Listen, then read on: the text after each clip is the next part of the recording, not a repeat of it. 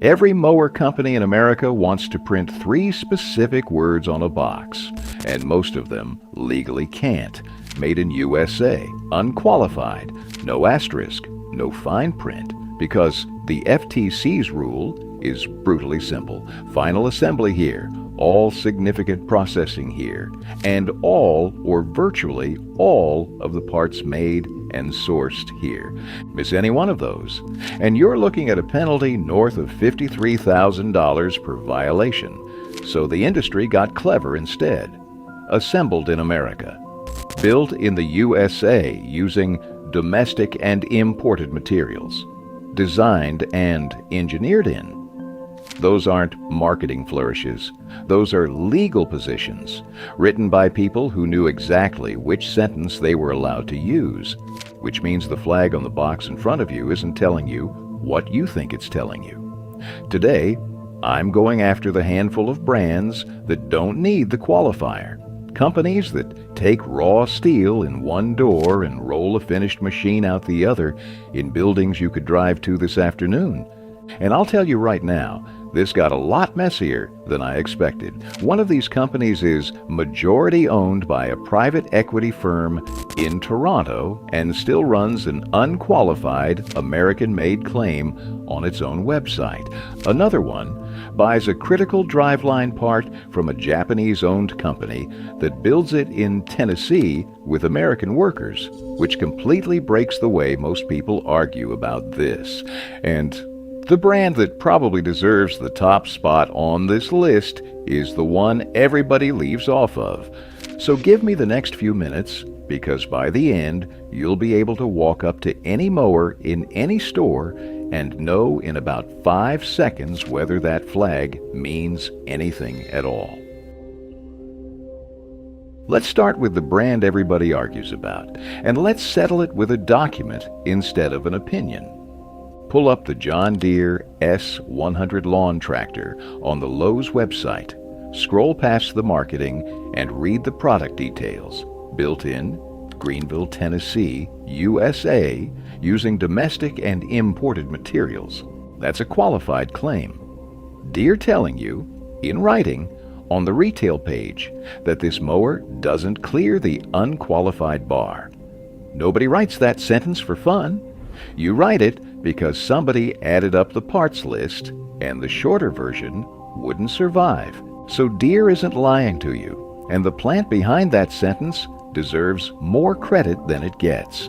Greeneville opened in 1988 with 62 people, built its first riding mower in 2002, and by 2019 had turned out its 5 millionth unit of riding lawn equipment. It's the highest volume factory Deere operates, a machine roughly every 40 seconds, 500 to 1,000 people depending on the season. Think about that.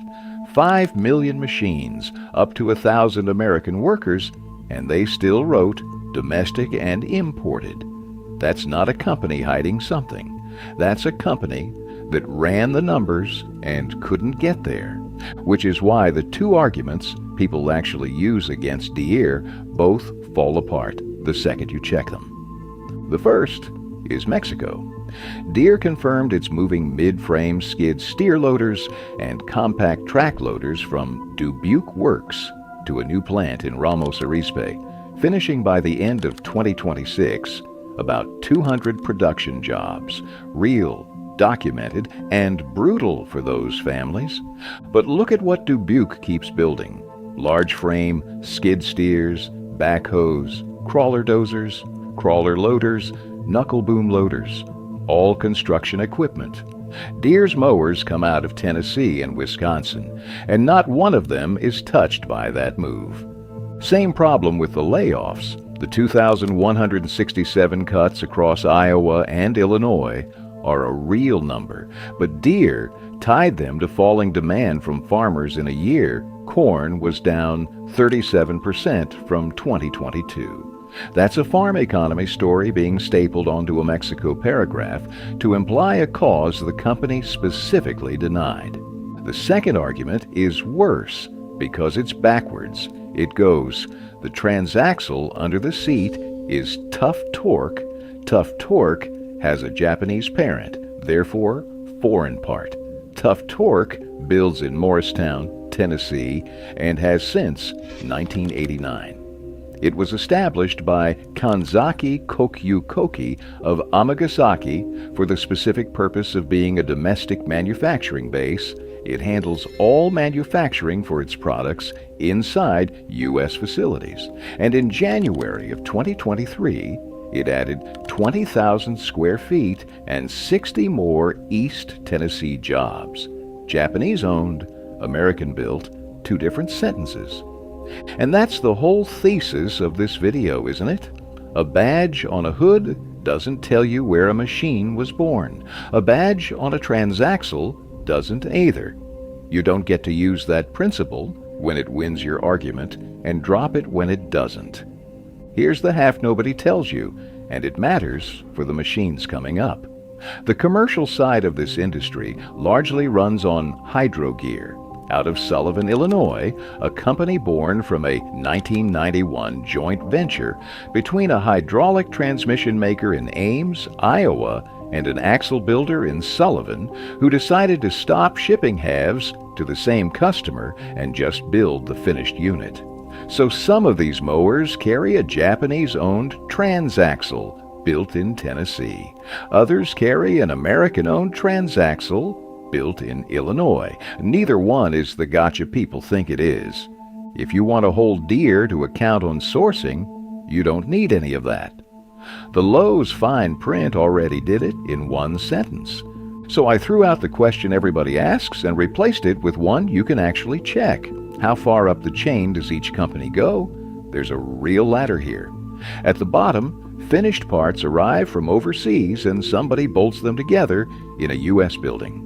That's assembly. Real work, real jobs, not manufacturing. A rung up, the frame and deck get welded here from steel somebody else cut. Above that, the company owns the steel house. Raw plate rolls in the door, finished parts come off. Its own lasers and press brakes and welders. And at the top sits a company doing all of that while answering to nobody but the people whose name is on the building. Third rung and higher. Still happening in 2026. Ownership stated out loud instead of buried in a footer. That test cost me a brand I wanted on this list, and I'd rather tell you than quietly drop it. Exmark passes the fabrication half cleanly, 7 employees in a garage-type building south of Beatrice, Nebraska in 1982, into the Gage County Industrial Park by 1983, Laser Z production starting in 1995, and the building never moved. Genuinely American manufacturing. But Toro bought them in 1997, and this video says, "Not Toro" on the front of it. Rules you break for your favorites aren't rules. First name on the list is sitting in the front aisle at Tractor Supply, and your eye slides right past it. Bad Boy Mowers, Batesville, Arkansas. And unlike almost everyone else in this business, they don't hedge. Their own site says every Bad Boy commercial and residential zero-turn mower is made in the USA at their Batesville headquarters, using American steel and the highest quality materials. No qualifier, no domestic and imported. That is the unqualified claim, and under the labeling rule, it's the one that carries actual federal exposure, up to $53,088 per violation, with a $2 million penalty already handed to a tractor manufacturer in this same industry.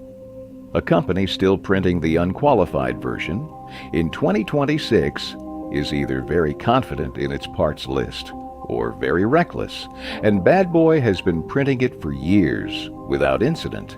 I'll flag one thing you'll see argued in the comments: the founding date. The Arkansas Economic Development Commission says the company was founded in 2000 and started production in 2002. Torquest's investment page says 2002. But the Sterling Group's 2019 release says the business had operated as founder-owned since 1998. 3 credible sources, 3 different years. I'm not going to pretend one of them is settled. Call it the early 2000s and move on. They've also put money behind the sentence. In November of 2023, Bad Boy announced a Batesville campus expansion, a new paint facility, a new shipping center, additional manufacturing equipment, and 300 new jobs over 5 years, backed by a $1.2 million community development block grant from the state, plus incentives. Now, the part these videos never say, and it's the whole reason I stopped calling this list For American Families. Bad Boy hasn't been founder-owned since 2019, when the Sterling Group took an investment position. In November of 2023, the company was acquired by Torquest Partners, a mid-market private equity firm headquartered in Toronto, together with Sterling Group Partners 5 and with CPP Investments, the Canada Pension Plan's investment arm, among the investors. So here's the honest picture. The steel is Arkansas. The welding is Arkansas's. The paint is Arkansas's. The jobs are Arkansas's. And a meaningful share of the returns goes home to Canadian institutional investors. Both of those things are true at once, and neither cancels the other. Foreign ownership doesn't relocate a welding cell. But if the reason you're buying American is that you think your money stays here, you deserve to know where the profit line runs.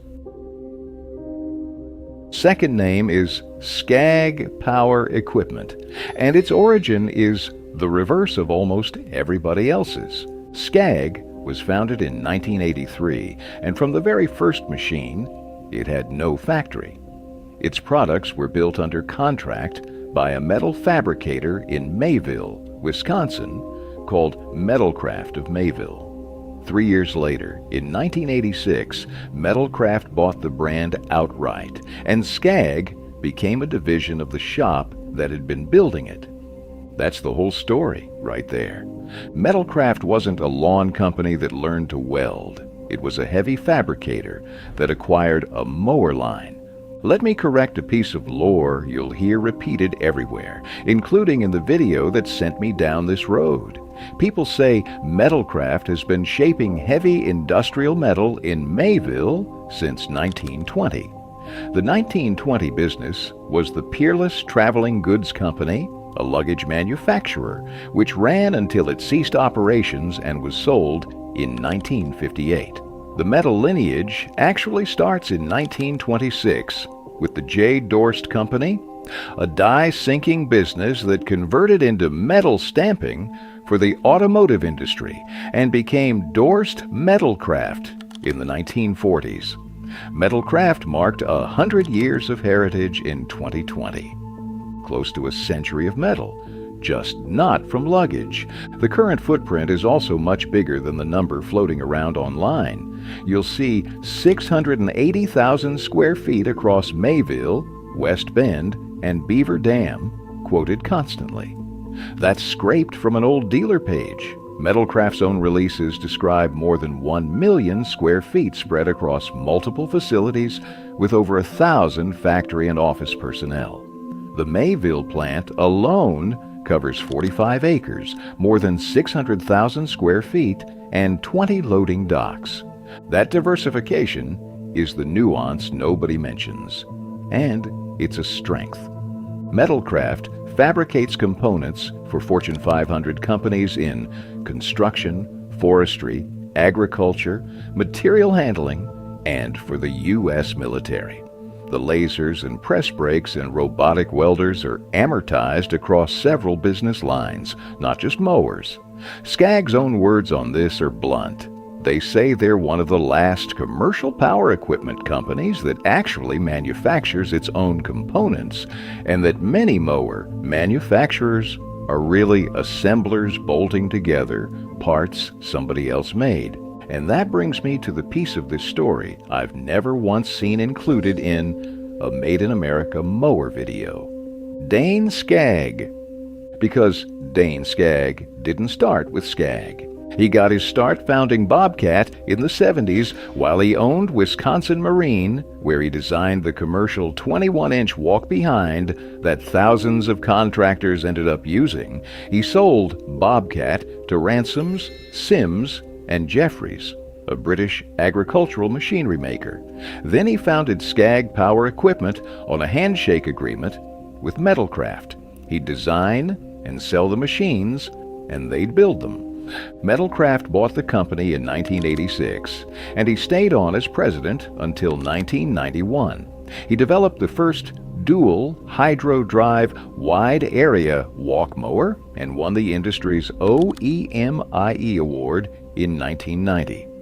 Most people think the story ends there. It doesn't. In 1996, he founded Great Dane Power Equipment, where he created the Surfer, the first stand-on mower the industry ever had, and won a second OEMIE award for it. And in December of 2000, he sold Great Dane to John Deere. Think about that for a second. The man who founded the brand most people hold up as the anti-Deere American icon sold his next company to Deere. He died on August 9, 2013, at 94 years old, holding more than 24 patents. This industry is a lot more tangled than the flag-waving version of it lets on. Practical detail that matters when you own one. Every Scag is run at the end of the assembly line, where engine RPM is set. All safety switches are checked for proper operation, and fluids are verified. That's a functional test on every unit, not a sample. One honest caveat. Because Metalcraft is a fabricator first, Scag isn't an independent mower company with a metal shop attached. It's a mower brand living inside an industrial fabricator. I'd argue that's the stronger position. But it's not the same thing as independence, and I'm not going to sell it to you as if it were. Third name is the one that gets left off nearly every list I've seen. And by my test, it belongs near the top. Walker Manufacturing, just outside Fort Collins, Colorado, 216,000 square feet, roughly 200 employees. And the company doesn't do seasonal boom and bust hiring. It practices what it calls level manufacturing, deliberately steady production that provides year-round work. Read their factory tour page, and the numbers make the argument by themselves. Walker states a preference to insource rather than outsource as much of the manufacturing as possible. Their fabrication department converts raw steel into more than 1,700 unique parts for tractor and deck production, using 26 separate pieces of equipment to saw, shear, bend, drill, trim, punch, roll, and flatten metal. 1,700 distinct parts made from raw steel under one roof. That is the test everybody in this genre claims to be applying, and Walker passes it as cleanly as it can be passed. The assembly line runs 8 to 10 machines a day, and it takes about 3 hours to turn a bare gray chassis into a finished running unit. Distribution runs through 18 domestic distributors and more than 1,100 dealers worldwide, and the ownership is exactly what people imagine when they picture an American manufacturer. Brothers Bob and Dean Walker own the company outright and oversee day-to-day operations. No private equity, no pension fund, no public parent. Here's the detail that made me trust them more than anyone else on this list. On that same page, Walker does not make an unqualified "made in USA" claim. They write that a high percentage of the materials and components used to make the Walker mower are of USA origin. Think about what that takes. A company that fabricates 1,700 parts from raw steel in Colorado read the federal rule, ran the math honestly, and declined to round up, while other companies with a fraction of that capability print the bigger sentence. That restraint is worth more than any badge. Last name comes out of Moundridge, Kansas, one word, not two, a town of 1,974 people as of the 2020 census. Moorage Manufacturing was incorporated there in 1958 by Elbert and Marvel Geyer. Geyer, with a U, you'll see it spelled wrong constantly, including in the video that inspired this one, which is a rough thing to get wrong about a family you're praising. And for the first decade, the company didn't make mowers at all. Its signature product was a compact portable grain dryer that Elbert developed out of his own custom harvesting operation. Now here's the origin story that almost everyone compresses into a falsehood. The Grasshopper mower was not invented by the company. It was invented by a Moundridge area farmer in the mid-1960s. Moorage assisted him with the more technical manufacturing aspects and then took on full production, distribution, and marketing in 1969 under the banner the Grasshopper Company. For decades afterward, mowers and grain dryers ran on parallel assembly lines in the same building. Then a grain embargo in the early 80s gutted the dryer business, and the family pivoted the whole operation onto turf. Stan Geyer described it as going from full steam ahead to complete reverse. The industry firsts came out of that small shop anyway.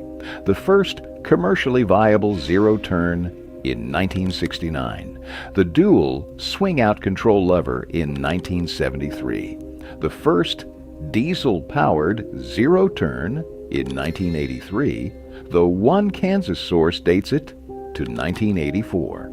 So don't die on that hill. And the PowerFold electric-actuated fold-up deck in 2004.